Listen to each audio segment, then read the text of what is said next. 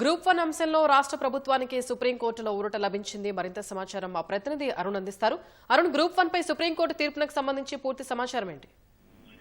Group 1 పరీక్షల నిర్వహణ విషయంలో ఇప్పటికే హైకోర్టు ఇచ్చినటువంటి తీర్పు ఒకవైపు ఉండగా, మరోవైపు గతంలో ఎవరైతే ప్రిలిమ్స్ పరీక్షను కూడా రద్దు చేసి తిరిగి నిర్వహించాలి అని చెప్పి అదే సందర్భంలో 2022లో ఇచ్చినటువంటి నోటిఫికేషన్ కాదని 2024లో కొత్త నోటిఫికేషన్ ఇవ్వడంపై కూడా హైకోర్టు ఒక స్పష్టమైనటువంటి తీర్పును వెలువరించింది. ఆ తీర్పును సవాల్ చేస్తూ ప్రిలిమ్స్ లో హాజరైనటువంటి అభ్యర్థులు కొంతమంది సుప్రీంకోర్టులో పిటిషన్ దాఖలు చేశారు.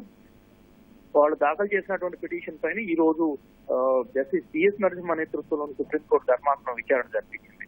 ఈ విచారణలో సుప్రీంకోర్టు ఒక కీలకమైనటువంటి అంశాన్ని ప్రస్తావిస్తూ, ఇలాంటి పిటిషన్ల వల్ల అంటే ఈ సుప్రీంకోర్టుకు వచ్చినటువంటి అభ్యర్థులు ఎవరూ కూడా ప్రిలిమ్స్ లో కనీసం అర్హత కూడా సాధించలేదు.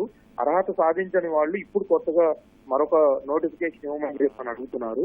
ఇలాంటి పిటిషన్లు ఎంటర్టైన్ చేయడం వల్ల ఉద్యోగ నియామకాల ప్రక్రియ తీవ్ర జాప్యం అవుతుంది. కాబట్టి ఇలాంటి పిటిషన్స్ ను ఎంటర్టైన్ చేయొద్దు, ఎట్టి పరిస్థితుల్లోనూ పరిగణలోకి తీసుకోకూడదు అని చెప్పి సుప్రీంకోర్టు అభిప్రాయపడింది. అదే విషయాన్ని స్పష్టం చేస్తూ తెలంగాణ ప్రభుత్వం తీసుకొచ్చినటువంటి 2024లో ఇచ్చినటువంటి నోటిఫికేషన్ అనుగుణంగా ఇప్పటికే నిర్వహించిన ప్రిలిమ్స్ పరీక్ష కొనసాగుతుందని, ప్రిలిమ్స్ పరీక్షలో అర్హత సాధించిన వారంతా మెయిన్స్ పరీక్షకు వెళ్లడానికి మార్గం సుగమం చేస్తూ తెలంగాణ ప్రభుత్వం ఇచ్చినటువంటి నోటిఫికేషన్ నియామకాల ప్రక్రియకు సంబంధించి తదుపరి ప్రక్రియను కొనసాగించడానికి సుప్రీంకోర్టు అనుమతి ఇస్తూ ఈ రోజు ప్రిలిమ్స్ లో క్వాలిఫై కానటువంటి అభ్యర్థులు దాఖలు చేసినటువంటి పిటిషన్ ను కొట్టివేస్తూ తెలంగాణ ప్రభుత్వం గ్రూప్ 1 పరీక్షల నిర్వహణకు మార్గం సుగమం చేస్తూ గ్రీన్ సిగ్నల్ ఇస్తూ సుప్రీంకోర్టు ఈ రోజు కీలకమైనటువంటి ఆదేశాలు జారీ చేసింది.